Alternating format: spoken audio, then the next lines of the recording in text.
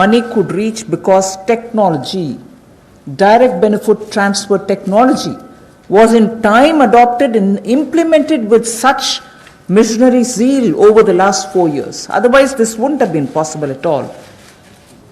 PM Kisan beneficiaries as of 16th May, I'm strictly talking about the announcements and their impact.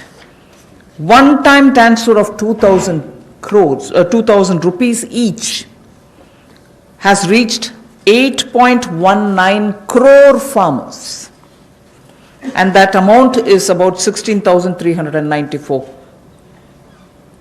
crores. NSAP beneficiary, the old age and others, first installment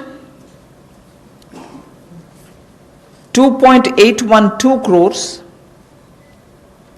of people, 1,405 crores of rupees in the first installment, again 1,402 in the second installment.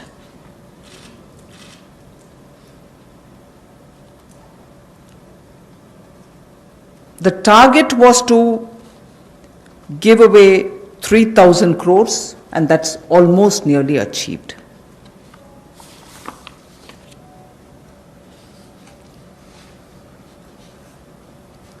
Jan Dhan account holding women under the PM Garib Kalyan were credited into 20 crore people's accounts, and that amounts to 10,025 crores of rupees.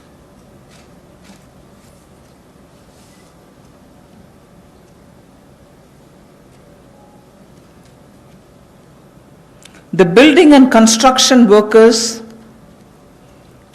received their financial support amounting to 3,950.35 crores, and their number, the building and construction workers' number, is 2.20 crores. Imagine each one of these numbers and their implication in terms of size.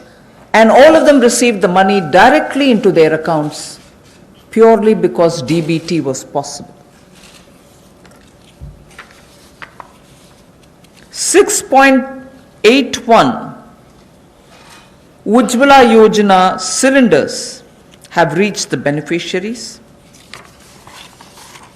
and they were free cylinders because we had promised up to 3 cylinders in those 3 months.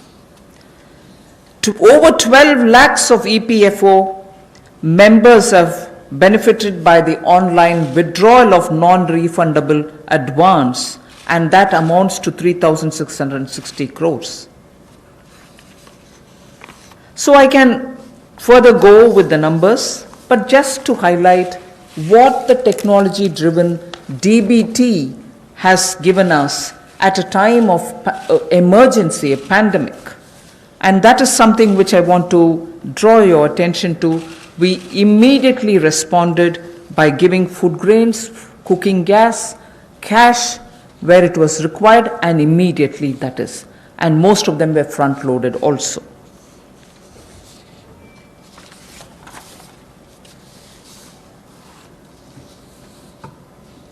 When the lockdown got extended, free grains and dal was also given for a further 2 months more.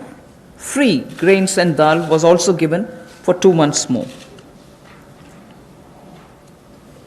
And when it was really possible to have the workers go from the camps that they were in to their respective villages, trains were allowed, and state governments were requested to request for trains from the various stations that they wanted, so that once they brought the workers into that area, to that station, from that station they could be taken to their respective states. The cost of this travel, 85% of it was borne by the central government. The rest is 15% was with the state governments, 85% was borne by the central government.